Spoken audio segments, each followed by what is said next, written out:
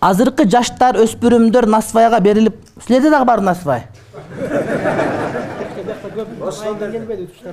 Ой, Баткенде болчу эле кал. Ой, астагфирулла. Бир молдекеден сураптыр дейт. Молдеке насвай чегип барып, дааратканага төкүрүп салса эмне болот десе, астагфирулла, даараткананы жууш керек дептир да. Даараткана насвайдан жигиркен экен. Анан ооз эмне болду? Ооз деген өлдү эми бул деген.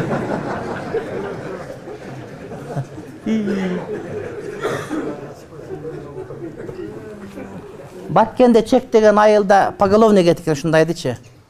Мен айттым, уят эми силерге баткенчилер уят, экпек эле экинчи дедим. Болбойт ушул. Насвайды атат кылбагыла. Анан насвайдан жаманыраак наша деген дагы бар силер тарапта, билем, көл тарапта. Аныңар дагы болбойт. Тиги тараптарда бар да. Эми кыйтып айтып атам. Ар ким сөз эсин таап